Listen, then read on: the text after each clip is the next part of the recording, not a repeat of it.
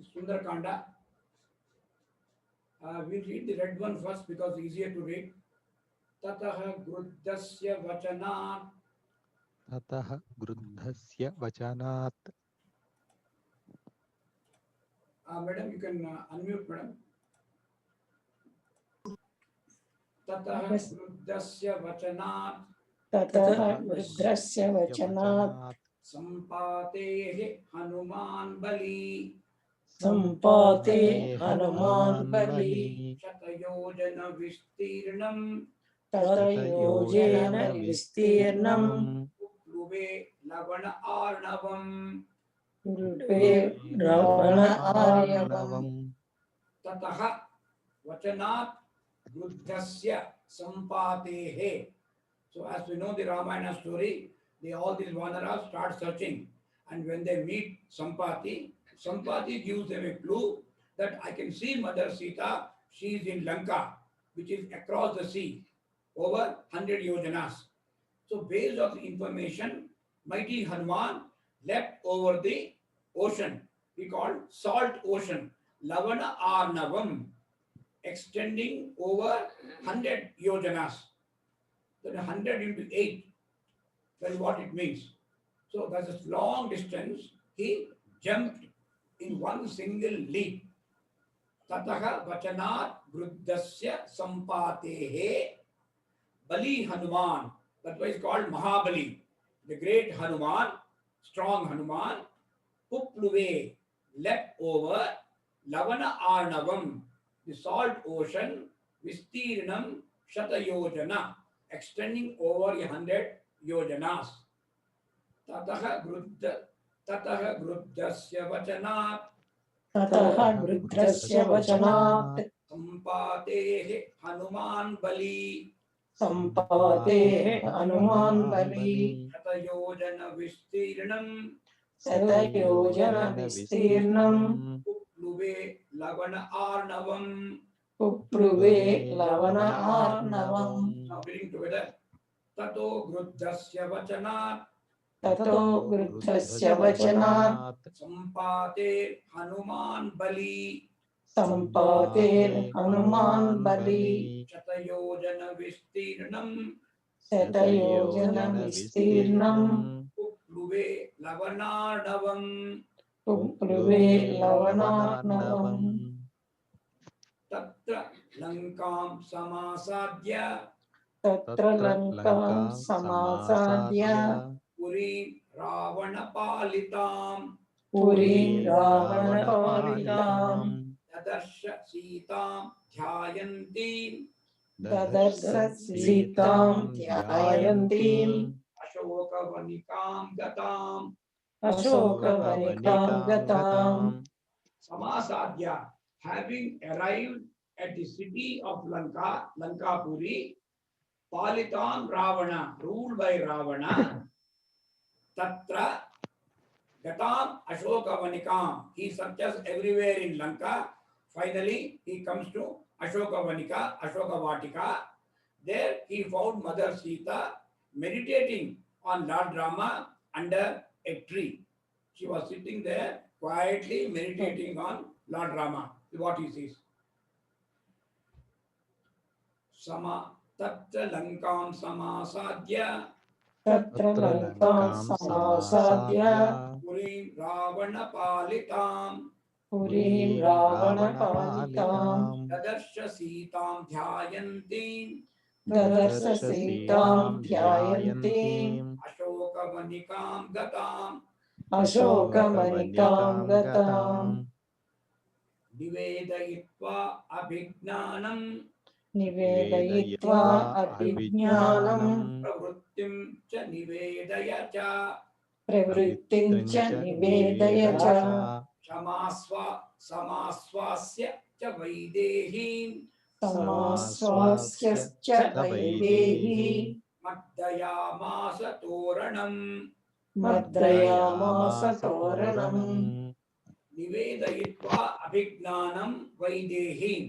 Because Rama trusted Hanuman. Thousands of Vanaras went in different directions to search for Sita.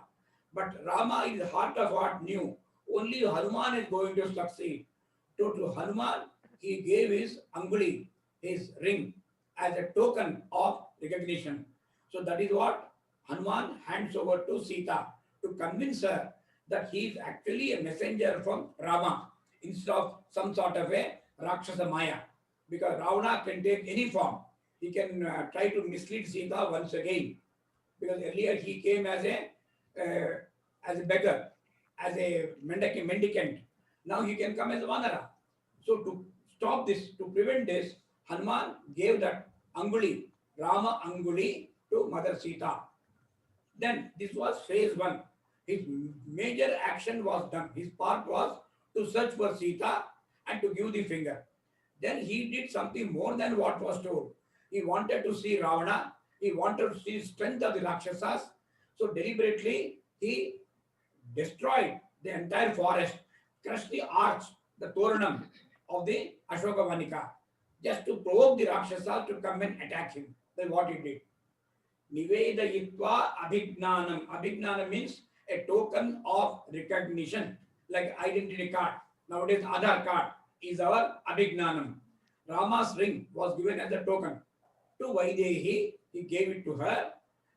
Samaswasya, having consoled her. She was feeling very miserable. She was very bad. She was disheartened. So he told her, don't worry, we'll all come together. Rama will come and rescue you. Then related the whole story of how he came there. And then he did something more. Masa Toranam.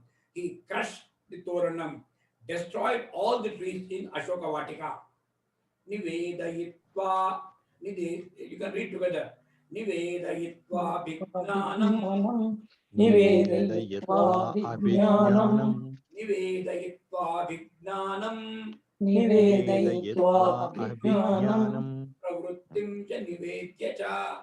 Pravrittim cha nivedya cha. Samaswasya cha Vaidehi. Samaswasya Vaidehi. Mardayamasa Toranam. Mardayamasa Toranam. Then immediately the Rakshasas are provoked and they come to attack him. One by one they come. Ravana immediately sends his 5 commanders, he sends them. Then he sends the 7 sons of the ministers. Then he sends his own son Aksha Kumara. All these 3 were killed by Hanuman. All these 3 or 4 are given here. Panchasena Gragan Hatva. Panchasena Gragan Hatva. Panchasena Gragan Hatva. Panchasena Gragan Hatva. Sapta Mantri Sutan Api. Sapta Mantri Sutan Api. And also the 7 sons of the ministers. Shuram Aksha cha Nishpishya. Suram Aksham cha Nishpishya. A very, very mighty, strong, powerful son of Ravana himself, Akshakumara. Even Akshakumara also was killed by Hanuman. Grahanam Samupagamat. Grahanam Samupagamat. And consciously, deliberately allowed himself to be captured by another son of Ravana, that is Indrajit, Meghanath. Panchasena Gragan Hatva. Panchasena Gragan Hatva. Sapta Mantri Sutanapi. Sapta Mantri Sutanapi. Suramakshata Nishpishya. Suramakshata Nishpishya. Nishpishya. Nishpishya. Nishpishya. Suramaksham cha Nishpishya. Suramaksham cha Nishpishya. Grahanam Samupagamat. Grahanam Samupagamat. You see here, Hatva Panchasena Gragan. After having killed 5 commanders, Sapta Mantri Sutan, 7 sons of the counselors or the ministers, and also Nishpishya, stamping out, literally crushed, stamping out the valiant, powerful Aksha Kumara, son of Ravana. And then Grahanam Samupagamat. Hanuman got himself captured. That means he allowed himself to be captured. Otherwise, nobody can capture him. Indrajit also cannot capture him. Astrena unmuktam atmanam. Astrena unmuktam atmanam. Actually was captured because Indrajit deployed the Brahmastra, the most powerful Brahmastra was deployed. With that he allowed himself to be tied. But Hanuman had a boon from Brahma himself that no astra, no Brahmastra can ever tie you down. He knew it. But in spite of that, he willingly acted as if he was bound. Really speaking, was not bound. He wants, he would have broken the chains anytime. Astrena unmuktam atmanam.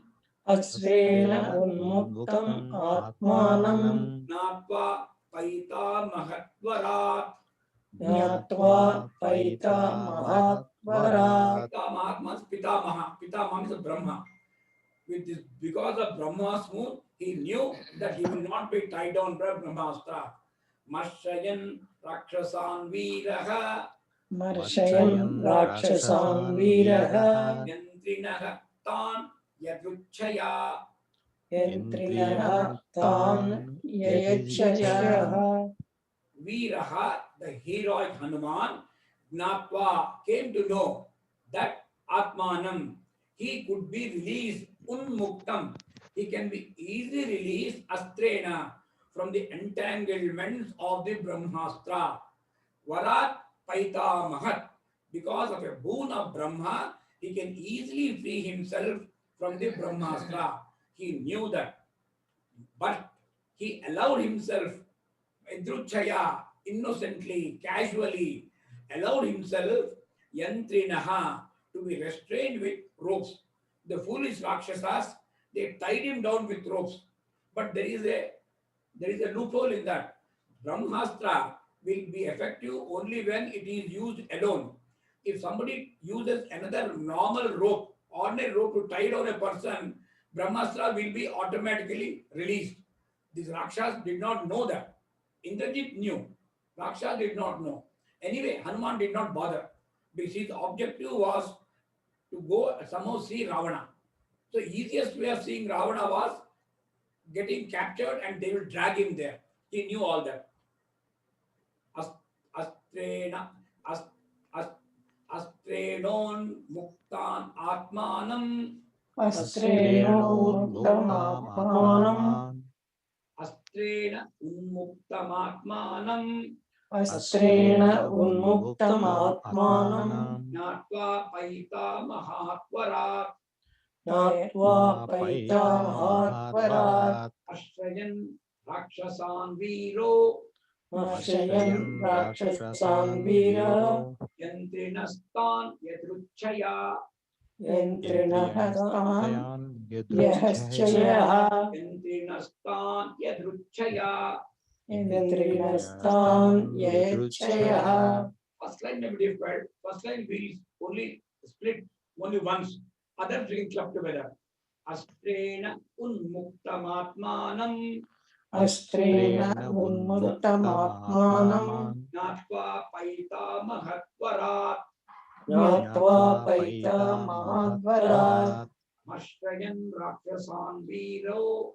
Marshayan rakshasan viro. Yantrinastan yadruchaya.